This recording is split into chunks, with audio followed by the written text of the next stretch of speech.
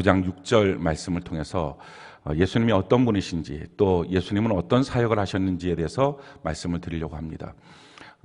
이 이사야 선지자는 예수님 오시기 전에 700년 전의 사람인데 성령의 감동으로 오실 예수님에 대해서 예언한 내용들이 많이 수록되어 있는 것이 바로 이 이사야입니다. 이사야 성경에서 특별히 이사야 9장 6절은 예수님이 어떤 분이시고 또 예수님은 어떻게 사역을 하시는 분이신지, 왜 우리가 예수님께 기쁨으로 그리스도께 경배해야 되는지 우리가 그 사실을 좀 잘 아는 은혜가 있습니다.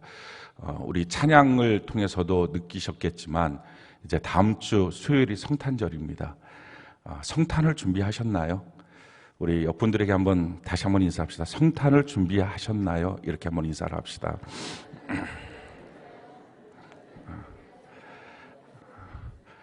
우리 반대쪽을 향해서 인사합시다. 어떻게 준비하셨나요? 이렇게.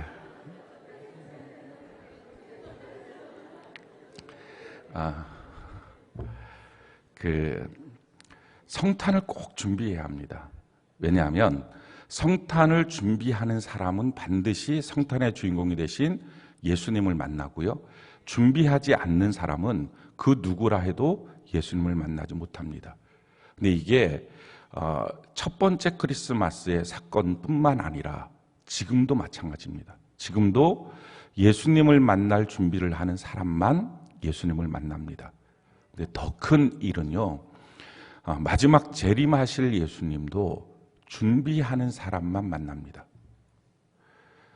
그러니까 정확하게 말하면 지금 예수님을 못 만나는 사람은 그날에도 예수님을 못 만납니다. 이 아멘 소리가 약간 귀에 거스리는데 영혼 없는 아멘 같은 이 느낌이 좀 굉장히 거슬리거든요.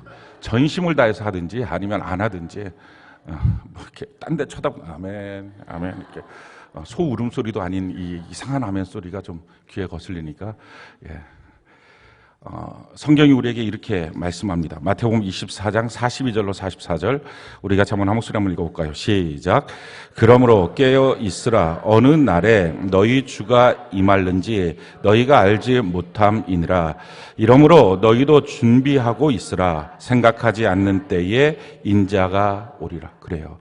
준비하는 사람만이 예수님을 만나요. 그게 열처녀 비유입니다. 준비하지 않았던 다섯 처녀는 못 만났어요. 준비한 다섯 처녀만이 예수님을 만났어요. 이 첫 번째 크리스마스 때도 준비한 사람만 예수님을 만났어요. 대표적인 인물이 동방박사입니다. 이 동방박사는 페르시아 출신일 것이다 이렇게 말합니다. 그러니까 지금으로 말하면 이란에서부터 베들레헴까지 온 것입니다. 별 하나를 바라보고 유대인의 왕으로 태어나실 리가 나오셨구나 하고 온 것입니다. 어떻게 해서 페르시아에서부터 별 하나 바라보고 유대까지 왔을까? 그 이유는 사실은 다니엘 때문입니다. 페르시아에서 가장 큰 영향을 끼쳤던 이 천문학자들에게 영향을 끼쳤던 사람이 다니엘입니다. 다니엘은 우리가 아는 것처럼 느부갓네살 왕이 천문학자들, 그 당시는 이 천문을 보면서 점을 치는 일들을 했고 그것이 바로 박사들로 인정을 받았던 사람들인데 그런 사람들을 한꺼번에 다 죽이려고 했습니다. 왜냐하면 자기 꿈에 대해서 해석을 못하니까 다 잡아 죽이겠다. 근데 그때 그 꿈이 무엇인지를 가르쳐주고 해석을 했던 사람이 다니엘입니다. 그러니까 다니엘 때문에 그 명맥이 이어질 수 있었던 거죠. 다리오 왕 때는 이 다니엘이 모함에 걸려서 사자굴에 들어가 죽게 되었는데 하나님의 기적 같은 도움으로 사자굴에서 살림을 받는 그런 일들이 있었습니다. 근데 그 다니엘서 7장, 8장, 9장에 보면 이 다니엘이 예언을 하나님의 성령으로 예언한 내용이 있습니다. 마지막 날에는 기름 부은 자가 이 땅에 올 것이다 하는 예언을 했어요. 그러니까 그 예언에 대해서 이 페르시아의 천문학자들은 아주 정말 이 다니엘 선생님이야말로 틀린 말 하지 않는다. 그래서 500년을 기다리고 마침내 메시아의 별이 떴을 때 출발한 것입니다. 그 정도는 믿어줘야 합니다. 500년은 혈통을 이어져서 믿어주는 정도 돼야 예수님을 만나는 거죠. 근데 그 준비하는 자세로 온 거예요. 왔을 때 그냥 오지 않았어요. 그 먼 길을 오는데 우리가 황금 유향 모략을 이 동방박사가 드렸다고 하니까 우리는 동방박사 세 사람인 줄 압니다. 근데 세 사람 아니고 세 사람이면 페르시아서부터 베들레헴까지 올 수가 없습니다. 수많은 도적대, 강도대들 그거 뚫고 올 수가 없습니다. 그러니 굉장히 많은 이 천문학자들이 때를 이루어서 와서 뭐 황금 한 덩어리, 유황 한 병, 모략 한 병 이게 아니라 그들이 드렸던 예물의 종류들을 그렇게 말하고 있는 거죠. 준비한 사람, 500년을 준비한 사람이 예수님 만난 거예요. 이민족이라 할지라도. 뿐만 아니라 목자들도 예수님을 만났어요. 근데 이 목자들이 어떻게 준비했다는 걸 우리가 알 수 있냐면은 천사들이 나타나죠. 그러고 난 다음에 그 천사들이 베들레헴의 구유에 가서 거기서 아기로 나신 구주가 있다. 그를 만나라 하는 말을 듣자마자 그들이 밖에서 자기 양떼가 있는데 그 양떼를 그냥 놓고 뛰어갑니다. 행동이 움직여질 수 있었다는 것은 준비된 마음이 있어야만 행동이 됩니다. 아무리 알아도 준비된 마음이 없으면 사실은 움직여지지 않습니다. 그게 사람의 본성이거든요. 그런데 그들이 즉각 움직였다는 것은 그들이 메시아를 향한 준비함이 있었다, 갈망이 있었다 하는 것입니다. 또 시몬과 안나라고 하는 이 사람들이 성전에서 예수님이 할례 받으러 왔을 때 만나는 장면이 있는데 그들이 끊임없이 기도하면서, 안나 같은 경우는 80년 동안을 기도하면서 준비했습니다. 그러니까 준비한 사람들은 다 만났어요. 그런데 반대로 준비하지 않는 사람들은 아무리 가까이 있어도 못 만났어요. 그 대표적인 사람이 서기관들입니다. 이 마태복음 2장에 보면 서기관들이 등장하는데 헤롯이 있었던 궁정에 동방에서 왔던 박사들이 유대인의 왕이 누구냐, 어디서 태어났느냐 하고 물어보니까 깜짝 놀라고 소동이 일어났습니다. 그랬을 때 이 헤롯 대왕이 그러니까 어디서 태어난지 알아봐라 라고 했을 때 서기관들이 알아볼 것도 없었습니다. 그들은 성경을 똘똘똘 외우고 있었기 때문에 베들레헴입니다 바로 말합니다. 왜냐하면 베들레헴에서 메시아가 나신다라고 예언됐기 때문입니다. 근데 알았어요. 알았는데 못 만났어요. 우리는 안다라고 생각하면 다 만날 줄 압니다. 그런데 준비되지 않았으면 못 만나요. 다음 주가 성탄절이에요. 다 알죠. 알지만 내 마음이 준비되어 있지 않으면 성탄의 주인공 되신 예수님을 만날 수 없다 하는 것입니다. 또 가장 결정적으로 예수님을 못 만났던 불행한 인물, 그것은 여관 주인일 것입니다. 그렇죠? 성경에 그 안타까움이 기록되어 있어요. 성경이 이렇게 말하고 있어요. 누가복음 2장 7절, 첫 아들을 낳고 강보로 싸서 구유에 누웠으니 이는 여관에 있을 곳이 없음이로라.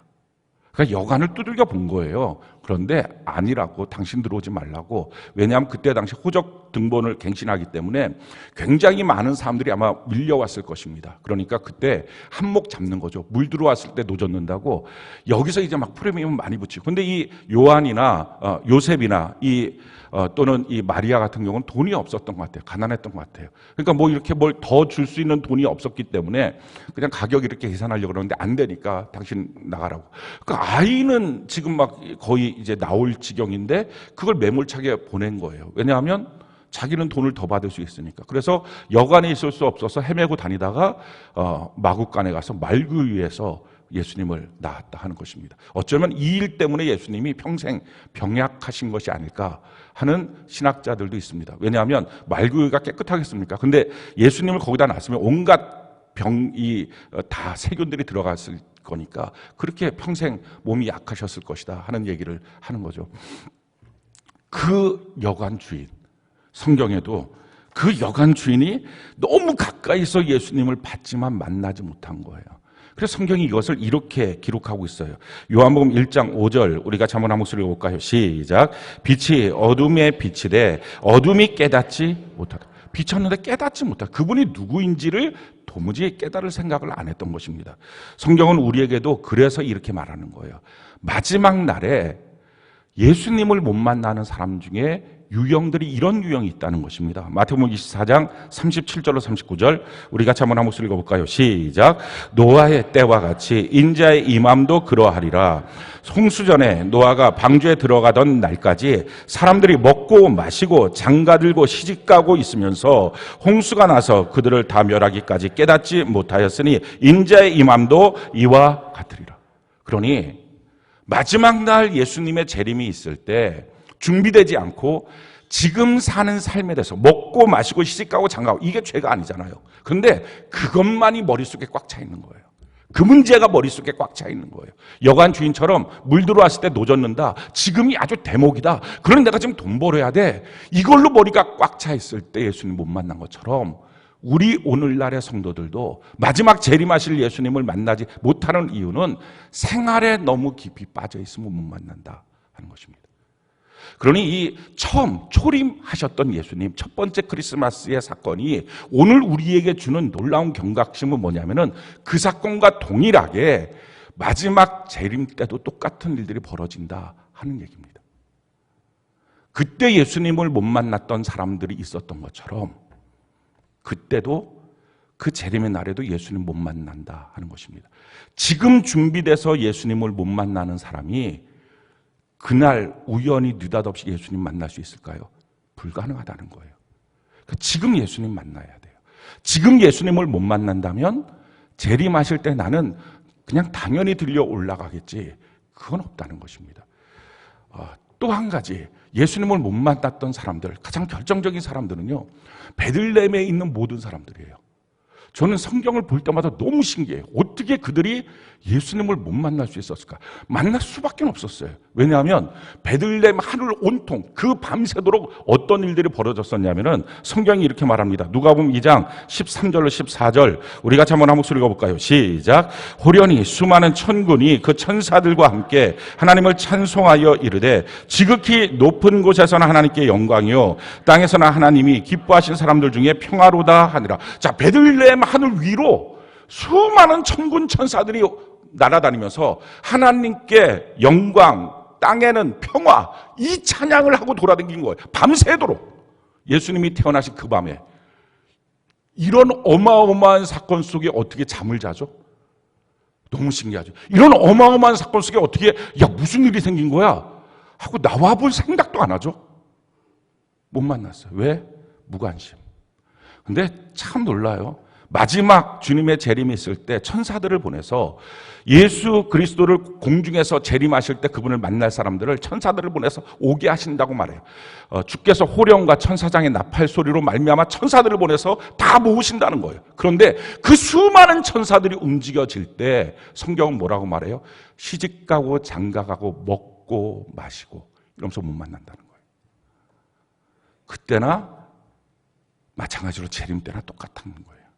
그래서 예수님의 이 성탄절의 이 사건은 오늘날 우리가 마지막 날 주님의 재림 앞에 어떻게 정말 주님을 만날 수 있는지를 점검해 보는 그 키가 됩니다.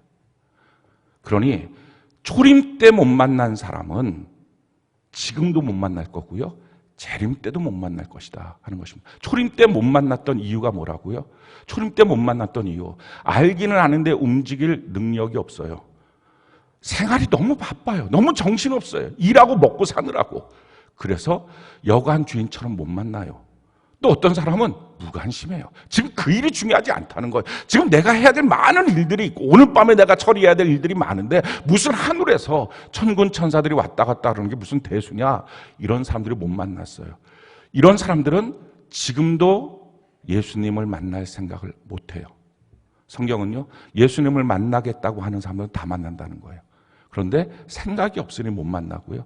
그런 사람들은 마지막 주님의 재림하실 때도 못 만난다 하는 것입니다. 이것이 우리가 오늘 좀 심각해지는 내용이에요. 예수님 만나기 위해서 우리가 뭐가 필요할까요? 어떻게 해야 될까요? 예수님 만나기 위해서 준비하는 내용들이 도대체 어떻게 예수님을 만날 준비를 해야 될까요? 예수님 만나는 준비, 여러분들은 성탄절을 어떻게 지금 준비하고 있나요? 추리 만들고 카드 쓰고 이거 너무 귀한 일이에요. 또 축복성 돌 거 막 계획 세우고 이거 되게 귀한 일입니다. 그런데 그런 귀한 일들보다 더 중요한 것 정말 예수님을 만날 준비를 하고 있느냐 하는 거예요. 그러기 위해서는 성탄절이 도대체 어떤 날인지를 우리가 분명히 알아야 돼요. 그럼 성탄절은 어떤 날이에요?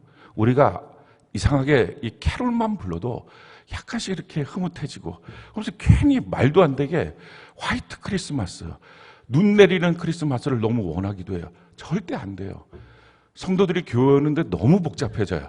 근데 이거를 말도 안 되게 막 I'm the 화이트 크리스마스 이러면서 이상하게 막 눈 내리는 크리스마스로 괜히 흥분하고 좋아하고, 이게 뭔가 지금 다 크리스마스에 대한 생각들이 좀 이상한 거예요. 뭐 그럴 수도 있습니다. 그런데 근원적인 크리스마스가 뭔지를 알아야 돼요. 성경이 우리에게 이렇게 말씀하고 있어요. 요한일서 3장 8절, 우리 같이 한번 목소리 한번 읽어볼까요? 시작. 죄를 짓는 자는 마귀에게 속하나니 마귀는 처음부터 범죄함이라. 하나님의 아들이 나타나신 것은 마귀의 일을 멸하려 하심이라. 하나님의 아들 예수님이 이 땅에 오신 이유, 성탄의 이유가 뭐냐? 마귀의 일을 멸하기 위해서 오셨다는 거예요. 자, 이 말의 뜻이 뭡니까? 성탄절은 영적 전쟁이 선포되는 날이었다 하는 것입니다. 그러니까 오늘날 이 사실을 잊어버려요. 그러니까 성탄절은 그냥 흐뭇하고 기쁘고 즐거운 그런 날로 그냥 다 만들어버렸어요. 성탄절은요, 예수 그리스도께서 이 땅에 오셔서 마귀의 일을 멸하기 위해서 오신 거예요. 자, 이 사건은 성경이 이미 예언됐던 일을 성취했던 것입니다. 창세기 3장 15절, 우리가 한번 한 목소리 한번 읽어볼까요? 시작. 내가 너로 여자와 원수가 되게 하고 또 내 후손도 여자의 후손과 원수가 되게 하리니 여자의 후손은 내 머리를 상하게 할 것이요 너는 그의 발꿈치를 상하게 할 것이니라 하시고, 여기서 여자의 후손일 때 여자는 더 우먼이라고 되어 있습니다. 킹제임스 버전에 보면 이 정관사가 붙어 있어요. 그러니까 모든 여자의 얘기가 아니라 바로 이 마리아를 말하는 것입니다. 갈라디아서 3장에도 보면 그 후손이 누구냐? 여러 후손을 말하는 게 아니라 예수님 한 분이시다라고 말하는 것입니다. 그러니 지금 이 예언의 사건은 지금 무슨 사건입니까? 여자의 후손 예수님께서 뱀으로 표현된 마귀의 정수리를 박살내버리고, 그래서 죄로 말미암아 우리를 움켜잡고 있었던 일을 다 해방시키고, 그런데 이 뱀으로 표현되는 이 마귀는 그 예수님의 발 뒤꿈치를 묻는 십자가의 죽으심의 사건을 만들어내는 것들이 있었다. 이것이 바로 예언입니다. 근데 그 예언이 성취된 날이 성탄절이에요. 그러니까 성탄절은 흐뭇한 날이 아니라 사실은 예수님이 이 땅에 오셔서 모든 마귀의 일을 멸하기 위해서 전쟁을 선포했던 그날, 이게 바로 성탄절입니다. 그래서 악한 마귀가 발악을 합니다. 예수님의 그 일을 하지 못하게 하려고. 첫 번째 크리스마스 때도 동일했습니다. 여러분, 첫 번째 크리스마스 때 어떤 일들이 있었습니까? 마태복음 2장 1절 2절 우리가 한번 한 목소리 한번 읽어볼까요? 시작. 헤롯 왕 때 예수께서 유다 베들레헴에 나심에 동방으로부터 박사들이 예루살렘에 이르러 말하되 유대인의 왕으로 나신 이가 어디 계시냐? 우리가 동방에서 그의 별을 보고 그에게 경배하러 왔노라 라고 말했을 때 막 예루살렘에 소동이 일어나면서 큰일 났다, 어떡하면 좋냐? 결국 그 일 때문에 헤롯이 무엇을 합니까? 2살 이하 베들레헴에 있던 사람을 다 죽여버립니다. 16절 같이 한번 읽어볼까? 16절 같이 한 목소리 시작. 이에 헤롯이 박사들에게 속은 줄 알고 심히 노하여 사람을 보내어 베들레헴과 그 모든 지경 안에 있는 산의 아이를 박사들에게 자세히 알아본 그때를 기준으로 2살부터 그 아래는 다 죽이니 어마어마한 살육이 일어납니다. 실제로 성탄절은 흐뭇하고 기분 좋았던 날이 아니었어요. 굉장히 많은 살육이 일어났었고요. 그리고 그 날에 마귀들은 아주 발악을 했습니다. 뿐만 아니라 개인적으로도 그 요셉, 마리아의 정혼한 남편이 됐던 요셉도 동일한 그런 마귀의 도전들이 있었어요. 마태복음 1장 18절로 19절 우리 같이 한번 한 목소리 읽어볼까요? 시작. 예수 그리스도의 나심은 이러하니라. 그의 어머니 마리아가 요셉과 약혼하고 동거하기 전에 성령으로 잉태된 것이 나타났더니 그의 남편 요셉은 의로운 자라 그를 드러내지 아니하고 가만히 끊고자 하니. 지금 뭡니까? 뭐를 끊어낸 거예요? 예수를 끊어내는 거예요. 이런 일들이 생긴 거예요. 여러분, 지금도 동일합니다. 예수를 빼버리고 이 성탄절에 산타를 집어넣었어요. 마귀의 아주 이런 간악한 술수이기도 합니다. 메리 크리스마스, 아까 우리가 좀 전에 인사를 했어요. 근데 이 인사말을 하버드대 총장이, 그러니까 하버드 대학이 어떤 거냐면은 미국의 청교도들이 가서 나라를 세웠습니다. 신앙의 자유를 위해서. 그리고 그 신앙의 자유를 위해서 세웠을 때 영적 지도자를 세우겠다, 신학교를 만들겠다고 세웠던 미국 최초의 대학교가 하버드입니다. 그 하버드에 맨 처음에 생겼던 게 이 신학교인데, 그리고 하버드 대학은 모든 건물이 교회당 건물보다 다 낮게 졌습니다. 교회의 권위 앞에 도전하지 말라, 이렇게 만든 학교예요. 그런데 최근에 그 하버드 총장이 메리 크리스마스 지나간 학생한테 인사했다가 그것이 문제가 돼서 학생 전체한테 사과문을 발표했어요. 왜 종교적 편향성을 갖느냐고. 그게 요즘에 말하면 차별금지법입니다. 우리나라에서도 시행하려고 하는 이 어마어마한 불순한 일들이 지금 있는 것이죠. 그러니까 이런 일들이 있어서 그러니까 예수의 이름이 없어지고요. 메리 크리스마스 이 말을 못하는 거예요. 해피 홀리데이. 막연한 이런 말들을 하기 시작하는 거예요. 예수 없는 파티들을 벌리기 시작해요. 백화점이나 호텔들은 도대체 성탄절에 왜 그렇게 화려하게 만들고 있는지 이유도 모르면서 장사의 목적으로 그렇게 하고 있어요.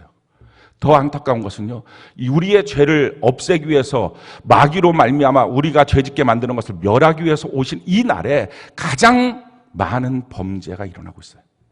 모텔값이 몇 배로 뛰어요. 청춘 남녀들이 다 음란한 죄를 짓고 있어요. 술 먹고 방탕하고 있어요. 누가 이렇게 한 거예요? 예수라고 하는 일을 제거하기 위해서 한 거예요. 근데 더 큰 문제는 교회예요. 그럼 교회에서 성탄절을 어떻게 많은 사람들이 보냅니까? 행사에 집중해요. 축복송, 성탄절 공연, 우리 교회도 합니다. 근데 정말 이걸 하면서 계속 조심스럽게 그리고 중보하며 기도하고 있는 내용들이 이거예요. 행사를 잘 치르면 성탄절을 잘 보냈다고 생각해요. 몇 년의 성탄절을 보내면서도 행사를 잘 치르고 그때 모여서 사람들끼리 즐겁게 재밌게 보냈다 그러면 성탄절을 잘 보냈다고 생각해요. 예수는 못 만났는데 그 사람은 마지막 주님 앞에 설 때도 주님 못 만나요. 여러분 성탄절에 예수님을 지금 만나지 못하는데 어떻게 재림하신 예수님은 만난다는 보장이 있어요? 불가능한 거예요. 근데 그렇게 하는 시간들이 너무 많이 지나가는 거예요. 심지어는요, 성도들의 마음속에 악한 마귀의 도전들이 있습니다. 그러니까 이 심각한 도전들 속에서 성탄절 때가 되면 마귀가 아주 극악스럽게 발악을 하기 때문에 신앙이 흔들리는 사람들이 많아요. 자기가 왜 이런 영적인 도전을 받고 있는지, 왜 신앙이 이렇게 흔들리는지 이유도 모르면서 그게 자기 생각인 줄 알고 흔들리고 혼동하고 있는 거예요. 그것이 성탄절 때예요. 자, 이런 때에 가만히 끊으려고 하는 사람도 있고 조용히 이제부터 예수 잘 안 믿을 거야 이런 사람도 있고 소동이 일어나서 막 살육이 일어나는 것처럼 분노하고 하는 사람들도 있어요. 그래서 신앙이고 예수고 다 잃어버리는 사람들이 있습니다. 그런데 누가 성탄절을 만들어내는 거예요? 마리아 같은 사람이 만든 거예요. 그 마리아가 어떻게 성탄을 이어오게 만듭니까? 누가복음 1장 38절 우리가 잠언 한 목소리 한번 읽어볼까요? 시작. 마리아가 이르되 주의 여종이오니 말씀대로 내게 이루어지이다 하매 천사가 떠나가니라. 그렇습니다. 지금 이 마리아는요, 우리 나이로 따지면 12살에서 15살 정도 되는 나이입니다. 그러니까 지금 말하면 이제 중학생 정도예요. 중학교 1, 2, 3학년 정도 되는 그 나이에 이 여자가 정혼을 한 상태에서 천사가 와서 너가 성령으로 말미암아 잉태하게 될 것이다 하는 말을 듣습니다. 그 말을 들었을 때 주의 계집종이오니 주님 뜻대로 이루어 주옵소서라고 하는 이 고백은 목숨 건 고백입니다. 정혼했는데 임신했으면 돌 맞아 죽습니다. 그 일 앞에 주님 종이 오니 주님이 정하신 대로 하십시오. 이 순종의 마음이 없이는 성탄절의 주인공 되신 예수님을 못 만납니다. 이것이 성탄에 대한 준비예요. 나는 이 순종이 지금 준비되어 있는지. 도대체 예수님은 어떤 분이십니까? 오늘 이사야 9장 6절 같이 한번 읽어볼까요? 이사야 9장 6절 같이 한 목소리 시작.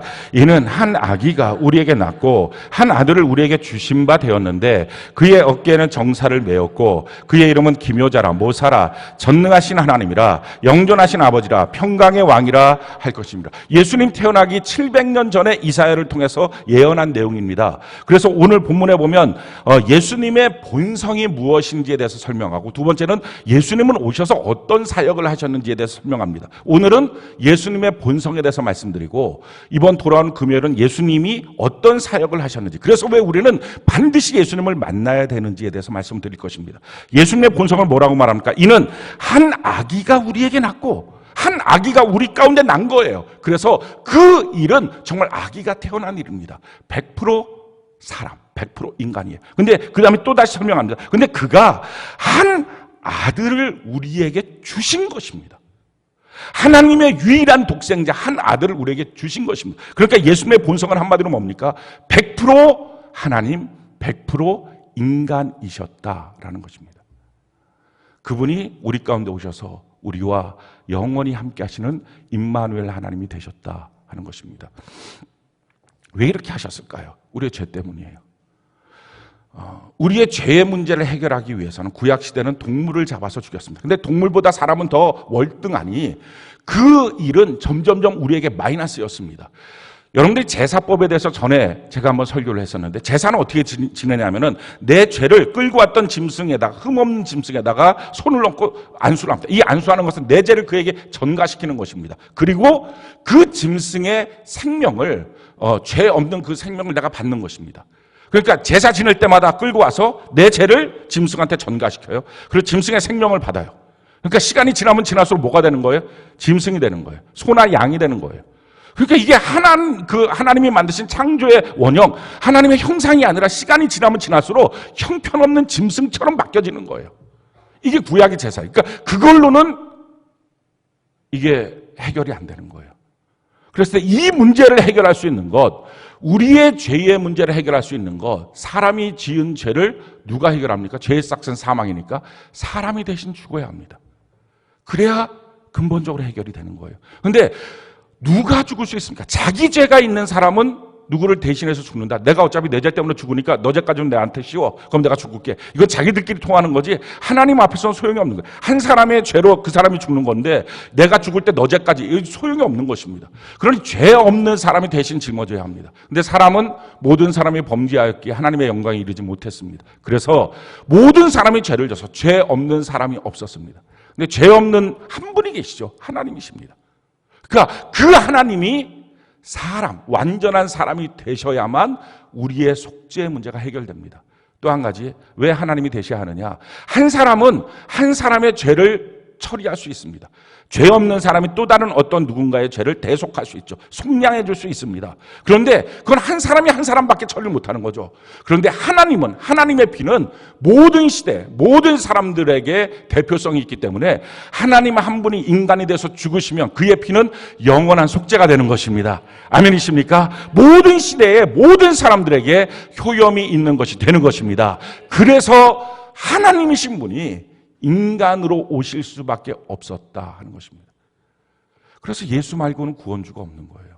어느 누구도 완전한 100% 하나님이 100% 인간이 되신 예가 없기 때문에 어느 누구도 와서 내가 너희의 구세주다라고 말할 수 없습니다. 왜? 완전한 하나님, 완전한 인간이어야만 우리의 죄, 너의 죄, 우리 모두의 죄, 나의 죄 다 속량할 수 있는 그런 근거가 되고 이유가 되기 때문에 그렇습니다. 그래서 성경이 우리에게 이렇게 말합니다. 사도행전 4장 12절 우리 같이 한번 소리 한번 읽어볼까요? 시작. 다른 이로서는 구원을 받을 수 없나니 천하 사람 중에 구원을 받을 만한 다른 이름을 우리에게 주신 일이 없음이라 하였더라. 그렇습니다. 다른 이름은 없습니다. 오직 예수 그리스도 한 분이십니다. 그런데 예수님이 이렇게 하나님이 인간이 되시기 위해서는 뚝딱 하고 된 게 아닙니다. 창조주 하나님이 피조물 안에 자궁 속에 들어가서 10달을 있어야 됩니다.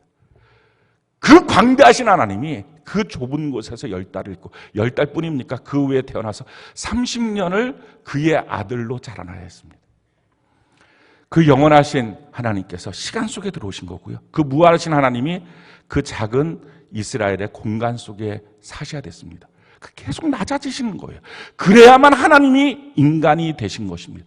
왜? 내 죄를 속하기 위해서. 성경이 이것을 우리에게 이렇게 설명합니다. 빌립보서 2장 6절로 8절 우리 같이 한번 한번 읽어볼까요? 시작. 그는 근본 하나님의 본체시나 하나님과 동등됨을 취할 것으로 여기지 아니하시고 오히려 자기를 비워 종의 형체를 가지사 사람들과 같이 되셨고 사람의 모양으로 나타나사 자기를 낮추시고 죽기까지 복종하셨으니 곧 십자가에 죽으십니다. 하나님과 같은 분이시지만 그 동등됨으로 취할 걸 여기지 않고 오히려 자기를 비워 종이 되었고 사람들과 같이 되었고 그래서 자기를 더 낮추어서 죽기까지 복종하셨는데 십자가의 죽으심을 통해서 우리의 모든 죄를 속량하시고 그걸 믿는 자에게 구원을 주신 것입니다. 그래서 성경이 우리에게 이렇게 말합니다. 마태복음 1장 21절 23절 우리 같이 한번 소리 읽어볼까요? 시작. 아들을 낳으리니 그 이름을 예수라 하라. 이는 그가 자기 백성을 그들의 죄에서 구원할 자임이라 하니라. 보라 처녀가 잉태하여 아들을 낳을 것이요 그의 이름은 임마누엘이라 하리라 하셨으니 이를 번역한즉 하나님이 우리와 함께 계시다 함이라. 아멘. 하나님이 우리와 함께 하시기 위해서, 우리를 구원하시고 하나님의 자녀로 삼기 위해서 하나님께서 인간이 되시는 이 낮아짐, 자기를 비움, 이 과정을 통해서 우리에게 오셨다는 것입니다. 그래서 우리의 죄에서 건져내어 주시고, 그리고 이것을 믿는 자에게 영원히 우리와 함께 하시는 임마누엘 하나님으로 계시는 것입니다. 오늘날에 우리가 예수님을 어떻게 만납니까? 어떤 형체를 갖고 만나는 게 아니에요. 말씀 대신 예수님을 만나는 거예요. 이 말씀이 믿어지면 예수님 만난 거예요. 아, 나의 죄 때문에 나를 건져내시기 위해서 예수님이 오셨다. 그분은 영원히 나와 함께 하시는 임마누엘 하나님이시구나 하는 것이 내 마음속에 탁 말씀이 그냥 믿어지는 것, 말씀이 나를 뒤덮는 것, 이게 예수님 만난 거예요. 또 하나 이렇게 말합니다. 누가복음 2장 10절로 11절 우리 같이 한번 한 목소리 한번 읽어볼까요? 시작. 천사가 이르되 무수하지 말라. 보라, 내가 온 백성에게 미칠 큰 기쁨의 좋은 소식을 너희에게 전하노라. 오늘 다윗의 동네에 너희를 위하여 구주가 나셨으니 곧 그리스도 주시니. 큰 기쁨의 좋은 소식, 날 구원하기 위하여 나를 위해서 오신 예수님, 이게 딱 글이 아니라, 지식이 아니라 이 말씀이 내게 딱 믿어지는 사람, 말씀으로 찾아오신 예수님, 그게 만난 거예요. 그러니까 이게 지식으로만 있으면, 서기관들 지식으로 있었지만 움직이지 못했던 것처럼 동일합니다. 이게 지금 내가 믿어지면 예수님 만난 거고요. 이 믿어지는 준비를 위해서 이번 주서부터 다음 주 수요일까지 성탄을 준비하는 것입니다. 이게 정말 믿어지기 위해서. 자, 또 한 가지 말씀이요. 누가복음 2장 13절로 14절 우리 같이 한번 한 목소리 한번 읽어볼까요? 누가복음 2장 13절로 14절 우리 같이 한번 한 목소리 읽어봅시다. 시작. 호련히 수많은 천군이 그 천사들. 누가복음 2장 13절로 14절. 예, 옆면으로 딱 보시면 있어요. 누가복음 2장, 그렇죠? 같이 한번 읽어봅시다. 시작. 호련히 수많은 천군이 그 천사들과 함께 하나님을 찬송하여 이르되 지극히 높은 곳에서는 하나님께 영광이요 땅에서는 하나님이 기뻐하신 사람들 중에 평화로다 하니라. 이 말씀이 딱 믿어지는 사람, 이 예수님 만난 거예요. 아니, 하나님 입장에서는 자기 아들을 죽인 사건입니다. 이 땅에 낮추고 종으로 만들어서 자기 아들을 죽인 사건이 영광이라는 거예요. 그 영광이 무슨 말이에요? 기쁨이라는 거예요. 왜 기쁨이에요? 자기 아들을 죽이면서까지 나 같은 자를 구원하시는 게 더 큰 기쁨이다. 그거를 깨닫는 순간에 내 삶 속에 그 무엇이 있든지 없든지 상관없이 하나님, 나는 하나님 안에서 평화입니다. 할렐루야. 이만큼 날 사랑하신 나는 평화입니다. 이게 마음속에 딱 믿어지는 사람이 예수님 만난 거예요. 그러니까 예수님은 어떤 형체, 형상으로 오시는 게 아니라 말씀 되신 예수님, 요한복음 1장 1절에 말씀 되신 하나님이 바로 그분이 14절에 보니까 이 땅에 오시는 예수님, 말씀이 육신이 되셨다. 그러니까 지금은 이 말씀의 형태로 우리 마음속에 오십니다. 그러니 예수님이 나를 구원하시기 위해서 이 죄로부터 건져내기 위해서 이 땅에 오셨습니다. 예수님은 나와 영원히 함께 하십니다. 임마누엘 하나님이십니다. 예수님이 죽으시고 나를 건져내서 하나님의 자녀로 삼아주신 것이 하나님께는 기쁨이라고 말씀합니다. 그렇기 때문에 이렇게 날 사랑하신 주님 앞에 나는 무엇이 됐든지 평화입니다. 할렐루야. 뭐가 있느냐 없느냐, 누가 무슨 일을 했냐 안에 상관없이 하나님, 이것이 나에게 평화입니다. 그래서 마음속에 진실한 기쁨, 성탄절의 흥분, 들뜸이 아닌 이 하나님의 말씀이 믿어져서 느껴지는 기쁨, 그게 예수님 만난 거예요.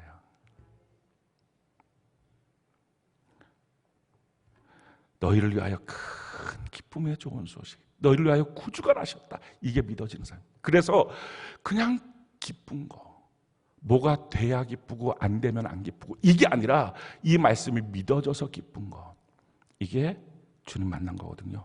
그러니 오늘부터 다음 주 수요일까지가 성탄절인데, 이 성탄절 일주일 동안을 우리가 준비하면서 지금 혹시 여러분들이 이 말씀이 그냥 정말 마음속에 너무 믿어지는 분들이 있어요. 이것 때문에 너무 기쁘고, 뭐 내가 뭘 잡으나 안 잡으나 상관없이 그냥 하나님께 영광, 나는 평화, 하나님 너희가 너무 큰 기쁨의 좋은 소식, 날 위해서 예수님 오셔서 이게 너무 믿어지고, 나를 죄에서부터 건져내어 주시고 우리 하나님 나와 함께 하시는 임마누엘 하나님이십니다. 이게 막 너무 믿어지는 사람은 감사해요. 그렇게 평생 믿음을 갖기를 바라고요. 그런데 이것이 지식으로는 너무 잘 아는 말씀인데, 너무 익히 들은 말씀인데, 이렇게 이 말씀이 지식은 돼도 믿음이 안 되는 사람들은 오늘부터 예수 만날 준비를 하셔야 돼요. 아멘이십니까? 그게 성탄을 준비하는 거예요. 그럼 어떻게 준비할까요?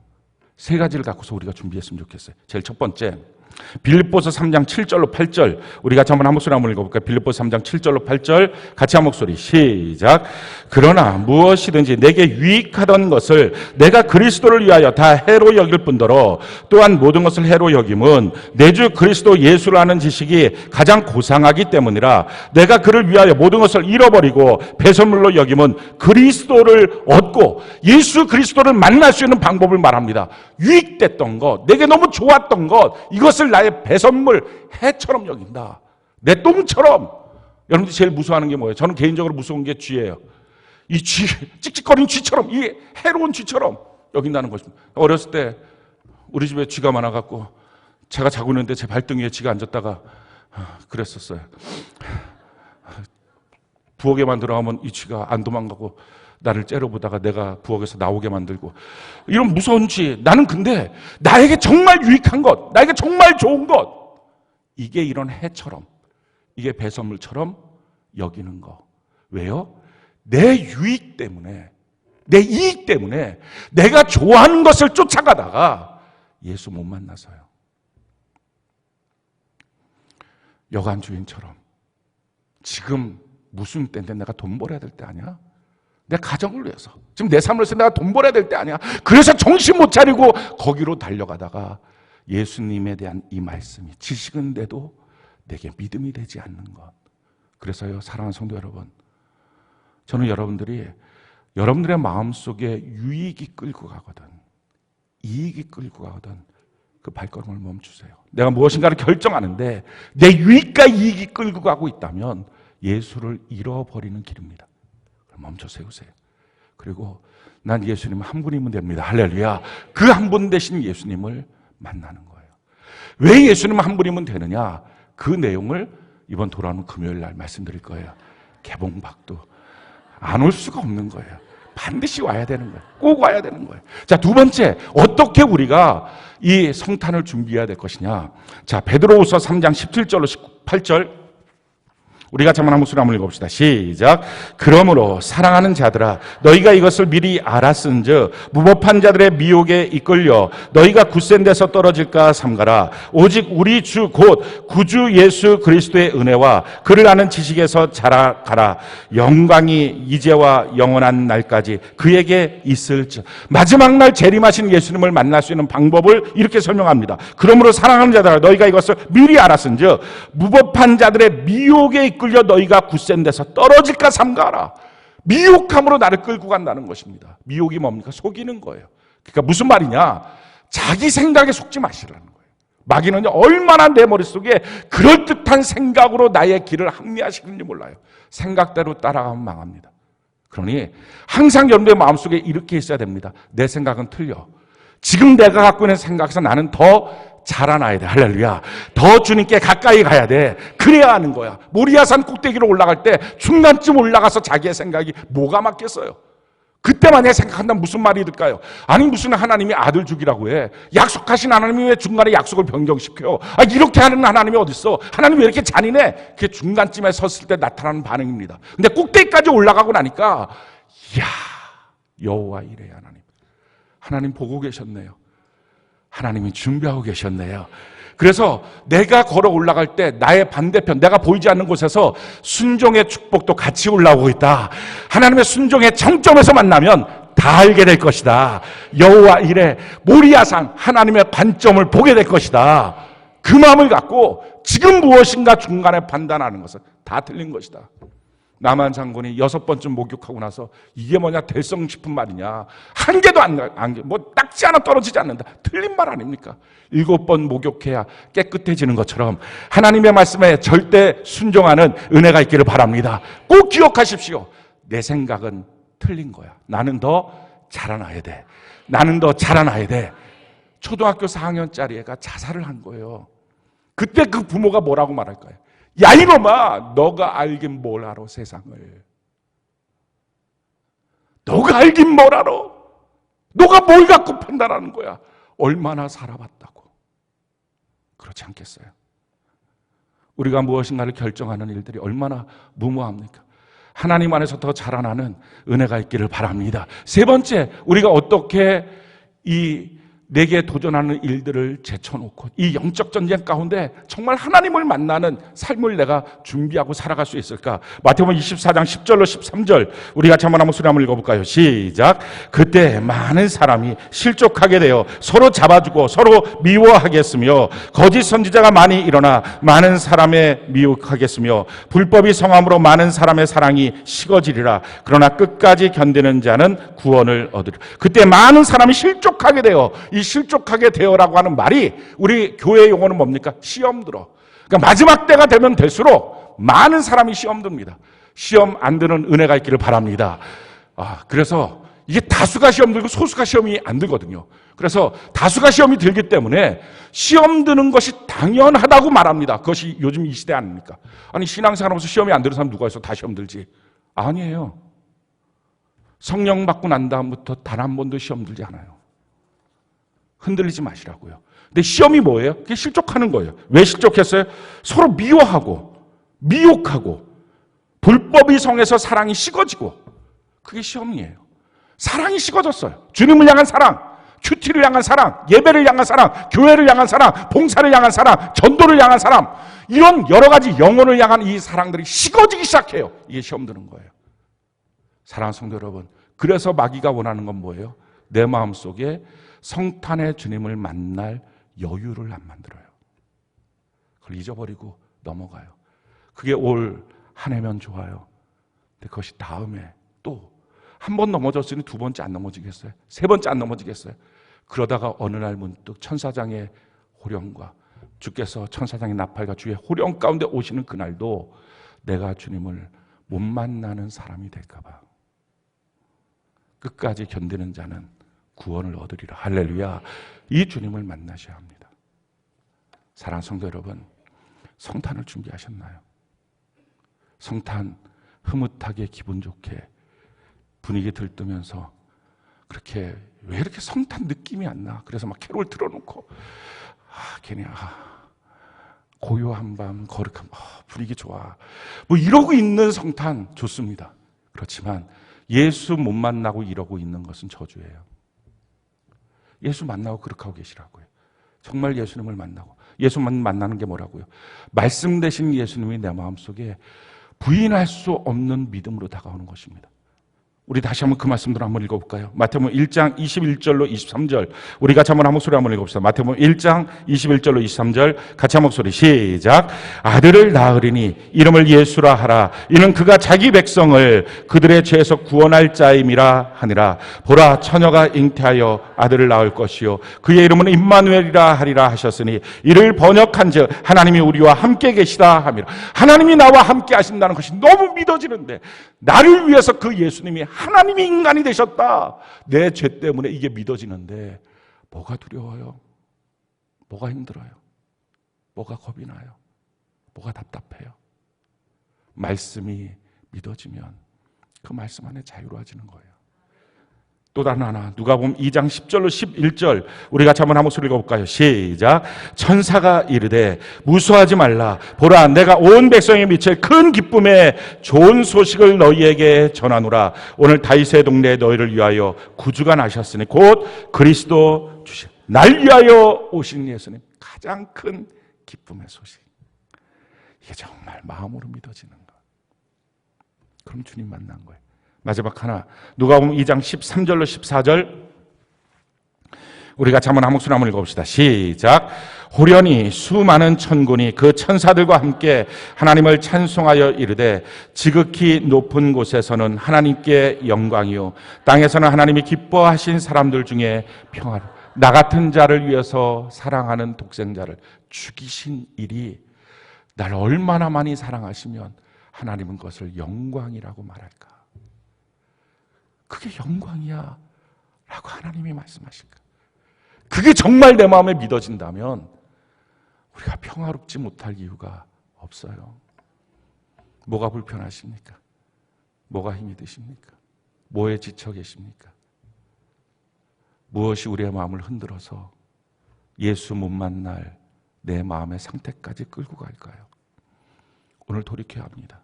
우리 세 가지 아까 말씀드린 것. 제일 첫 번째, 유익한 것, 이익되는 방향으로 끌고 가는 일에 이제 멈춰서야 합니다. 이렇게 하면 돈 버니까요. 이렇게 하면 내 가정이 뭐가 되니까요. 멈춰 쓰십시오. 예수님 만나면 예수로 충분해요. 주님이 도와주십니다. 두 번째, 우리의 삶을 살아갈 때 미혹되지 마십시오. 내가 옳다고 생각하는 순간에 미혹된 거예요. 지금 내가 틀립니다. 나는 더 자라나야 합니다. 내 판단이 틀립니다. 내 판단이 옳아. 그 고집과 교만이 마귀가 너무 갖고 놀기 쉬운 거예요. 세 번째, 사랑이 식어지지 마십시오. 실족하지 마십시오. 시험 들지 마십시오. 우리의 마음이 주를 향하여 더 뜨거워지는 은혜가 꼭 있기를 바랍니다. 성경에 사도 바울이 이렇게 고백을 합니다. 디모데후서 4장 7절로 8절 우리가 잠언 한 목소리 읽어볼까요? 시작. 나는 선한 싸움을 싸우고 나의 달려갈 길을 마치고 믿음을 지켰으니 이제 후로는 나를 위하여 의의 면류관이 예비되었으므로 주 곧 의로우신 재판장이 그날에 내게 주실 것이며 내게만 아니라 주의 나타나심을 사모하는 모든 자에게도 주님이 나타나실 것. 내가 주님을 만나길 원합니다. 날 위하여 오신 주님을 내가 만나기 원합니다. 하는 사람들마다 선한 싸움 싸우고 달려갈 길을 마치고 믿음을 지키는 삶을 살았어요. 그렇게 안 살고 우연히 어쩌다 주님 만나는, 우연히 어쩌다가 난 천국까지, 그런 사람은 없어요. 이 남겨진 기간 동안에 우리 기필코 반드시 우리 교회에 있는 성도들 단 한 명도 빠짐없이 예수님 만나는 은혜가 있기를 바랍니다.